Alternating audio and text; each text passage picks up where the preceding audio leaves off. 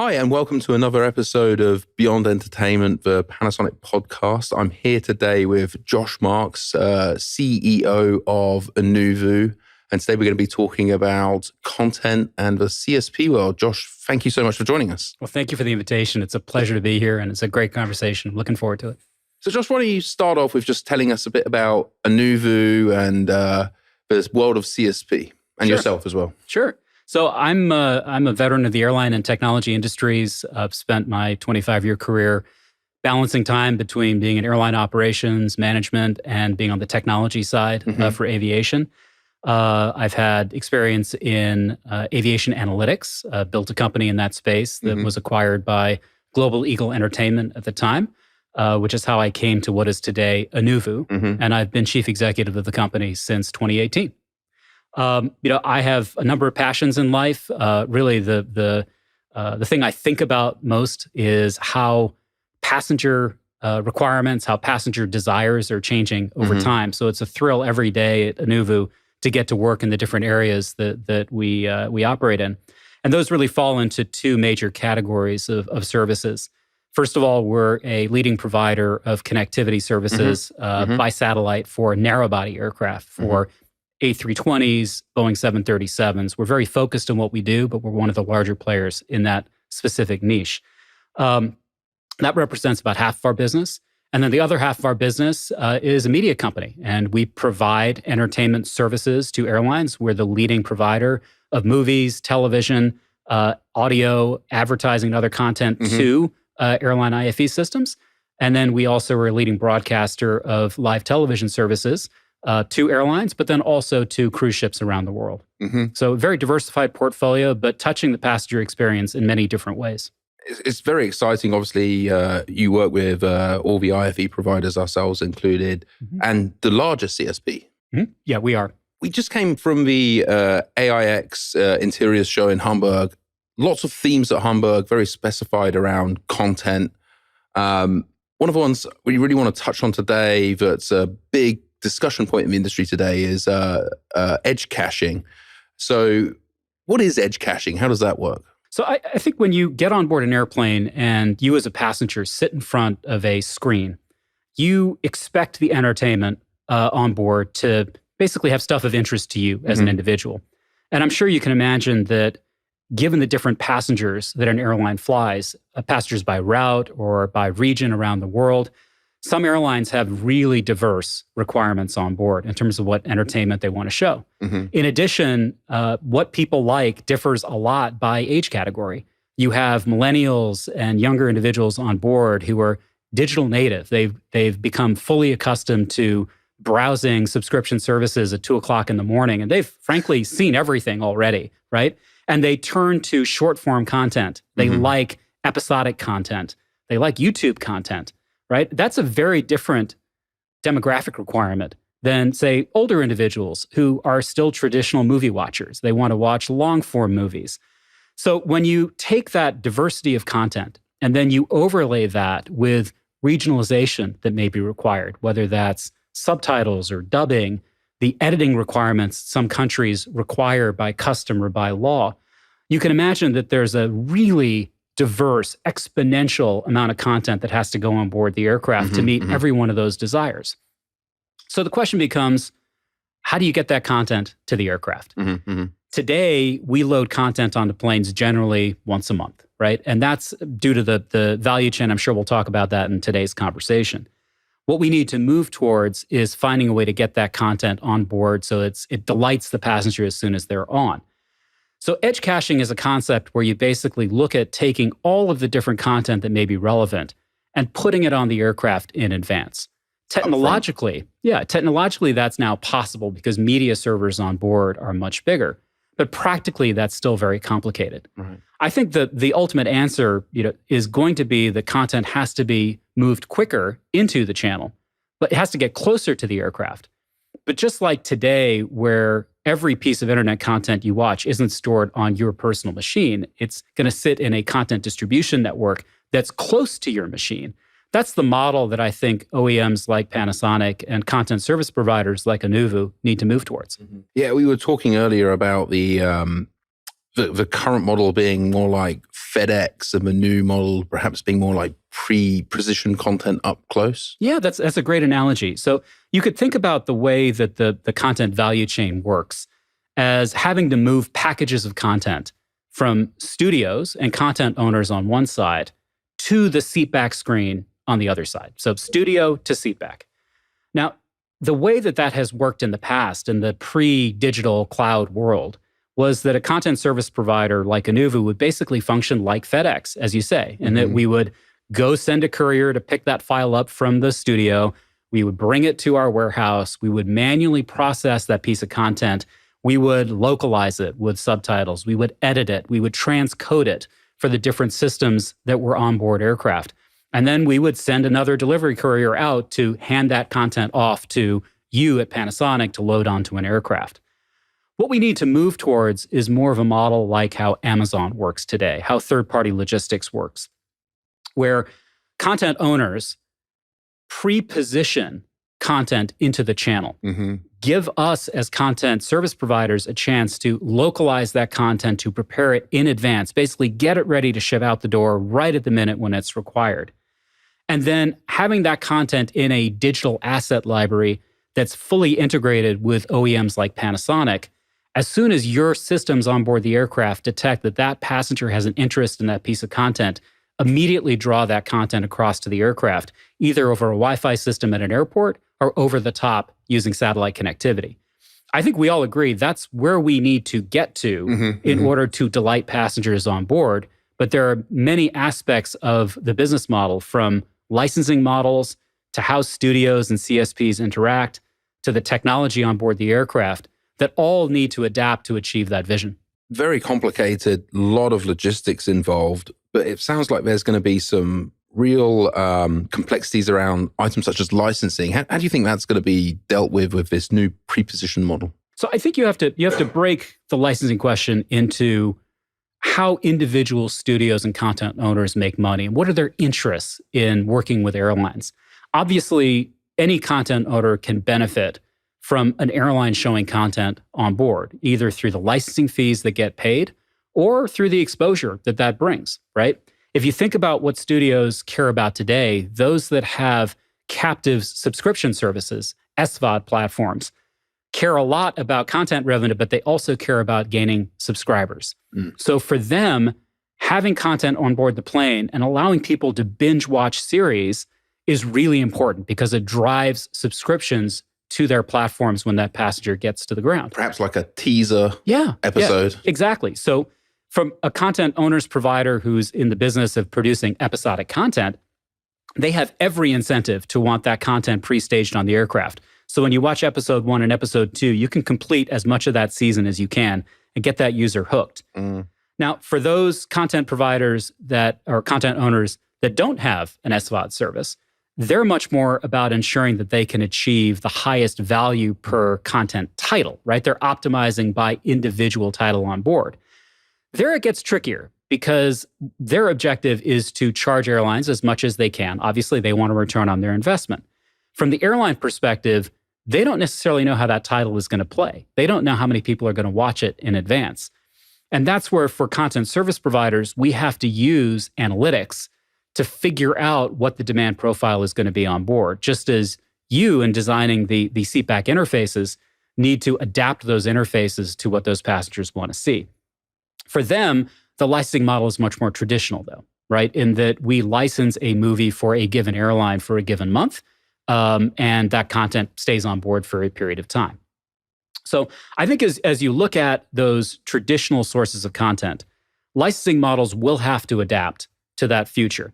Now, there's one more category out there, which is social content, right? It's the digital native YouTube type content, which is only now starting to really show up on board aircraft. For that population, airline viewership is just gravy, right? It's pure margin for them. It's pure exposure for them. For those guys, I think they will ultimately help drive the transition towards more of an inventory style of licensing model. And I think what we will end with is something that looks closer to a pay-per-view model, where passengers watch a movie, the airline pays for that view, but the revenue per title may be higher, right? Because it's more focused spend. And the airlines really know that they're getting a return on investment for what they put on the plane. And as you look at a consumer segmentation perspective, I think you touched on it already, that the Gen Zers, roundabouts, are really into that kind of content. That's becoming more and more relevant to them. Exactly. You touched on the value chain there, very complicated. And, I'd love the viewers to sort of understand a bit more about how the value chain works at Anuvu or other CSPs. You've got the studios, you've got all the work that you're doing in there, and it's complicated. We see it. So could you just talk to us a little bit about that value chain? Yeah, no, I'd be happy to. So as you look at the CSPs, we exist because content distribution, getting content from that studio to that seatback, is a many-to-many distribution problem, right? You have hundreds or even thousands of different content owners, all that want to get content on board the aircraft. You have thousands of different endpoints, and it's 100 or so airlines that use IFE services, but each one of those airlines may have 5 or 10 different configurations of an IFE system on board based on their fleet composition. So you can think about the permutations of how you take any individual piece of content and tailor it for any one of those endpoints. Let's talk about kind of what's required to do that. First of all, you need a license for that content, right? So you need to curate for the airlines what content is going to make the most sense for their use, their passengers, their routes, their demographics, et cetera. And then you need to go and negotiate those deals with the studios. Anuvu, as a CSP, is an agent, right? So we try to bring together studios and airlines. We also are a distributor of content where we need to fill gaps. For example, for language content that's not generally available, we actually have to go be the content owner. And so we fill that gap. But that's licensing challenge is a big back office challenge, right? Because you're dealing with thousands of POs, thousands of flights that you have to track every month to get that royalty payment right. The second component of what we do is the processing of that content. So I talked earlier about the basics there of language, of content editing, and of transcoding. So on the language side, that's pretty obvious, right? Where a Hollywood studio, for example, has not added a subtitle to a given piece of content, we have to go at it, right? And that adds time to the process. It's going to get quicker with language AI. We're now starting to see really sophisticated tools for real-time language dubbing, where it basically matches the speech on board on the title itself. It's amazing to see. So I think that side is going to get faster and better as we go forward. The editing varies a lot by country and by airline. Certain airlines really don't care. They're happy to show anything on board, right? Nudity, words, whatever, right? In contrast, we operate and serve airlines that are incredibly focused on content compliance. There may be flags that can't be shown, country borders that can't be shown, swear words that go against the culture. And they may not be obvious to us as Westerners, right? So you have to really have localized compliance to understand what you can edit and what you can't. That has to date been a manual process. However, we are starting to see AI-based tools that automate the flagging of that content and allow our editors to speed up the changes. We just announced a deal this week with Riff Media in New Zealand, where we will be using their AI tools to automate that process. It's incredible. Absolutely incredible. It's moving incredibly quickly, as I said. Remember that every time you make a significant edit, you have to go back and get director permission for it, right? So with each one of those edits, there's another circuit back to the studios. And many editors, don't want you messing around with their movies. So there is a time process involved in that. And then transcoding, right, is a technical process today. It used to be that you would have to run that file through a compiler, through a transcoder, every time you wanted to output. We've actually taken that fully into the cloud now. So all the transcoding is done basically instantaneously in minutes, even for 4K HDR files to spit out to the other end. And the final step in that process is metadata, right? And it sort of overlays everything that I've just talked about. Metadata is the process of gathering the images and the text that describe content. So if you look at an IFE screen, right, what you see on your Panasonic system is metadata that would come from us, right? And it would be images, it would be a short summary, a long summary, keywords, tags, IMDb ratings, right? Other information that helps a passenger choose what content they want to watch. In the old days, one image, long form or short form summary, and you're done. Today, systems like your most modern 4K capable systems may have a dozen images that you can show. And you want as much flexibility on the seatback screen as you can, because ultimately you want that summary and you want that image to be tailored to that individual passenger based on what they want. That's how you delight a passenger. So we have to compile all of those images. We have to compile the text summaries. At Anuvu, we don't believe in one-off standardized metadata. We believe that you can't go from a long summary to a short summary by just truncating it at 40 characters. You have to rewrite it. AI will get you some of the way on that, but it's still a very human process.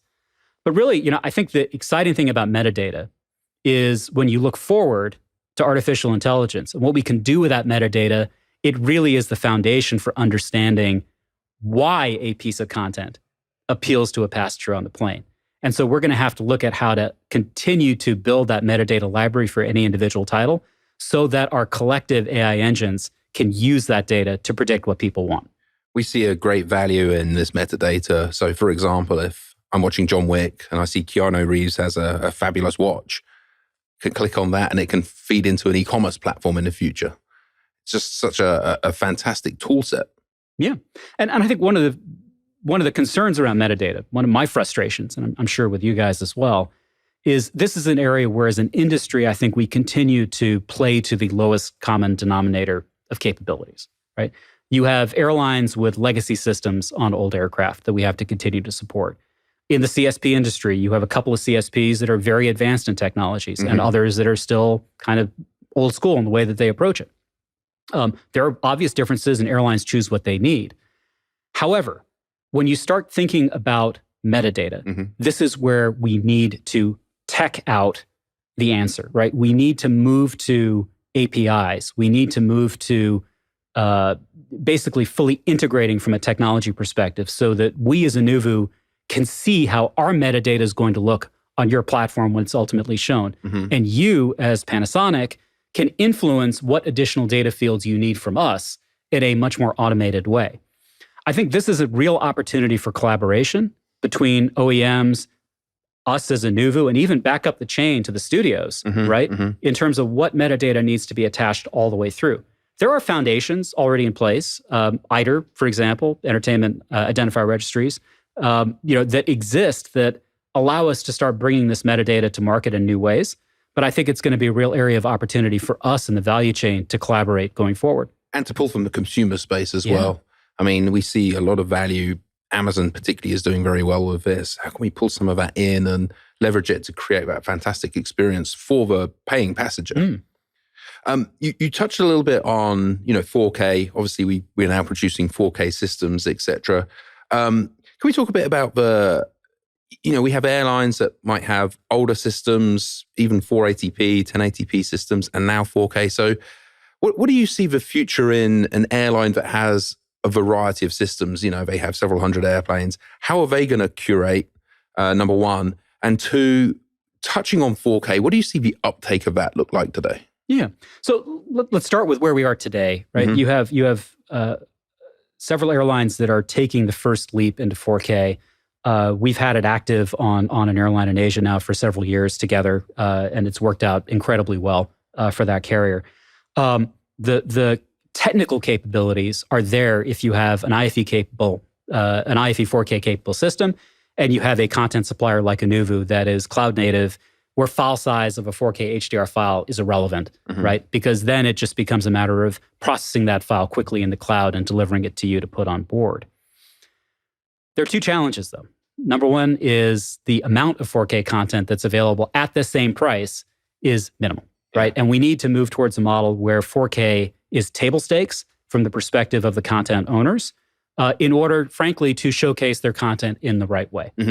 So I think that's a business model change that ultimately is going to be forced by the next generation of content owners who are developing in 4K to begin with, right? And I think they will force that transition over time. The second is, as you say, will airlines differentiate experience on board their fleet by aircraft type, by IFE system?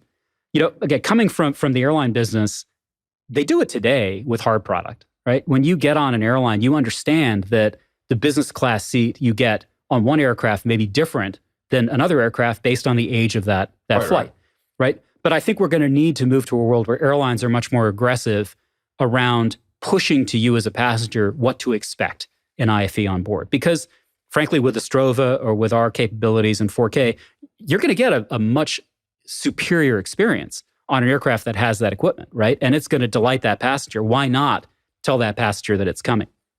So I think we're going to need to see airlines also look at diversifying what content they put on board and really tailor to the passenger in the specific configuration as we go forward. With those two changes, I think we will see a much more significant 4K, uptake as we go forward. How much of the content today is 4K roughly as a percentage? I mean, gosh, it's a low percentage today, and that's I think mainly driven by the fact that most of the systems on board are still aren't ready for it.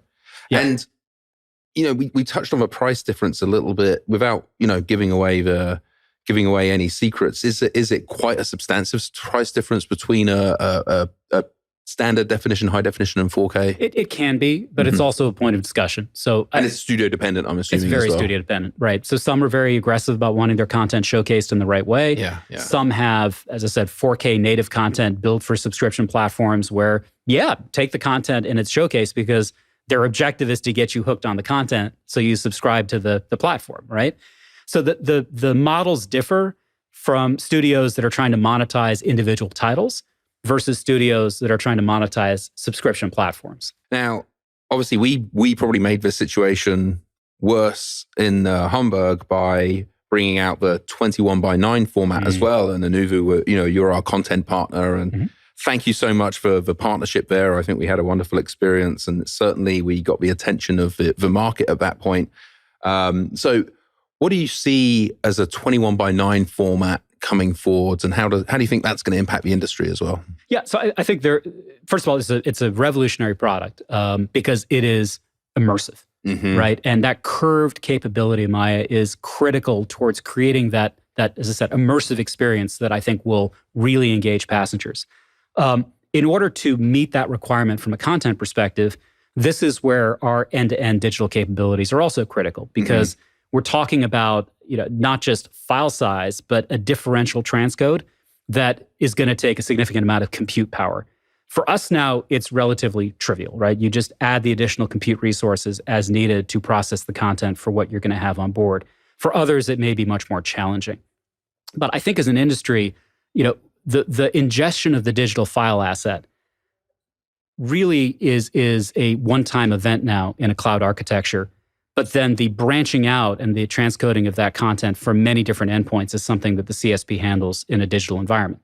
So the point is, the more we introduce sort of differential file sizes and new capabilities on the seatback side, the more important it becomes to move from that FedEx type model that you mentioned at the beginning to that Amazon fulfillment model, where everything is pre-staged, ready to deliver in an end-to-end cloud environment, and where it can be dropped onto the aircraft on quick notice. So when you're doing this editing and you have so many different customers with so many different requirements, you're really acting like maybe 50 different TV studios or 50 different countries worth of requirements. It sounds very complicated. Exactly. So this is actually a critical reason why we built our technology platform the way we did. We had tried in the past to build a technology solution for what a CSP does, and it just didn't work. We couldn't put all the pieces together in the right way. The penny dropped for us when we looked at television and we looked at how TV broadcasters deliver a one-to-many processing model, right? Or a many-to-one, and depending on the linear channel. So what we figured out was there are tools out there in the television broadcasting industry that can handle scheduling, that can handle editing, right? What you need is a layer that sits on top of that in order to orchestrate how content moves from step to step to step through the process. There's still humans looking at content today, right? Don't get me wrong. We have hundreds of people who are involved in content editing and compliance. But the key is that everything that they do, everything that they touch is cloud-based. The content file itself never leaves the Amazon Web Services environment, right? And it just moves through the process on an assembly line. So In order to deal with that complexity that you mentioned, right, we had to re-engineer how we worked our technology program in order to get that orchestration from studio all the way through to delivery to you at the OEM side. But every step of that process needs expertise. And then when you talk about compliance, you talk about, well, how do you actually do that editing to put the file in a format where it's appropriate for a Middle Eastern audience or a Saudi or Kuwaiti audience versus how do you do it for a Chinese audience, right? The answer is you need to actually have people locally in those environments, in those countries who understand the cultural sensitivities. The specific requirements exactly. for sensitivities, yeah. And the only way you can do that while meeting the security requirements of the studios is to have it be fully cloud-based. Fascinating. Yeah, I distinctly remember growing up watching clean flicks content movies and wondering how many people were involved with that. So an exciting position that Anuvu's in. You're firmly in the aerospace world, world's biggest CSP, driving content. You're firmly in the entertainment world. Which do you prefer? Yeah, I live and breathe passenger experience, right? It's my training. It's where I spent my career. It's what gets me up in the morning. At the same time, I love what's happening in entertainment today, right? The shift that we've seen in the past 5 years is incredibly dynamic and profound.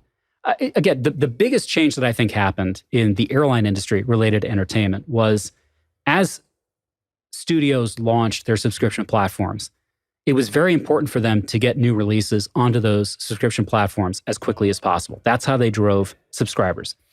Airlines have been accustomed to having an early release window, right? Where airlines would see a piece of content in advance of release across other platforms like Blockbuster or home entertainment.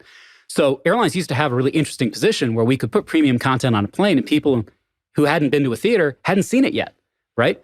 But today, that content's on subscription platforms. Really right? Quick. Really quickly. Quick. And yeah. we see studios continuing to be very aggressive about theatrical release.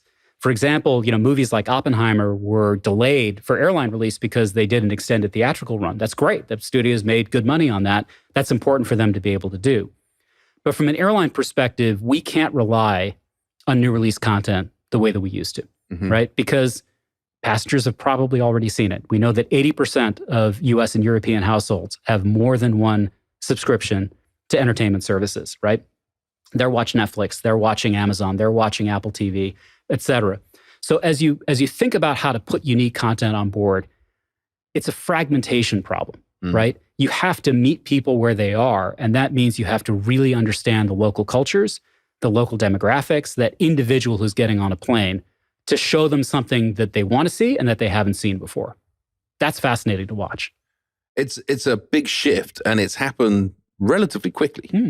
We've gone from the blockbuster model really over a very short space of time to the streaming service model, and I'm sure that the CSPs have had to change their business models very rapidly to take care of both the changing business environment as well as the changing technology environment. So fascinating to hear this. If I'm an airline, I've bought this fantastic content, I'm showing it to my customers. What does that do for me? How does that drive value? I think that's a question we get asked every day by airline CIOs, CMOs. They're trying to understand what's in it for me if I buy the latest in 4K capable hardware and then buy the content to go with it. And I think we see evidence that it boils down to three things very clearly. First one is NPS. It's the experience that people have on board. A great entertainment experience, particularly in premium cabins, translates through to loyalty to the airline. And it's become an integral part of the overall experience between hard and soft product on board. The second, obviously, is the opportunity to engage that passenger, right? And engagement with passengers drives retail opportunities.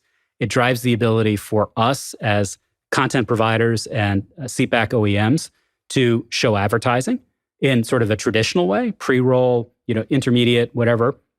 But it also creates an opportunity for side-by-side marketing, where you see content that might have a product on board that you like, or a product on the screen that you like. That's an opportunity for us to sell that to the passenger, either through the seatback system or through a parallel wireless system for the connectivity platform. That retail aspect really has needed a couple of things to be realized. The first one is you have to be able to tag content for product placement, which needs metadata, Back right? to the metadata. We talked about that. Second is you need a system, seatback system that's capable of showing advertising at the right time in the right way. And then third, you need a connectivity system for real-time transactions. Only now in 2024 have we seen each of those pieces come together, and it's opening a really interesting new revenue opportunity that companies like Panasonic will drive. I think we're seeing, the integration of, these software, soft products, content, the hardware systems really starting to come together now. What do you see as next for not necessarily Panasonic and Anuvu, but just for the industry? Where do you see that this is going in the next few years? I think, as we've said throughout this discussion, there are a couple of things that are table stakes as we look forward for airlines. One of them is an immersive experience of entertainment. The second is fully targeted content on board. The third is a return on investment and retail model that makes money for the airline by doing that. At the end of the day, this is about helping airlines spend money in the best way possible. And I think the really interesting innovation that has been hyped up a lot, but I think is now becoming true reality, is the impact that AI tools will have, right? And what I mean by that is, when you're a passenger on board an aircraft, we need to be able to predict what you want to watch. That helps an airline focus its budget. It tells your system at Panasonic what to show that passenger. It's integral to NPS as well. And I think that today's generative AI systems can really use the data that we collect together in some very interesting ways. It's metadata, it's usage patterns on board. It requires a level of data pooling among all of us that I think we need to look at how we achieve now in the next year.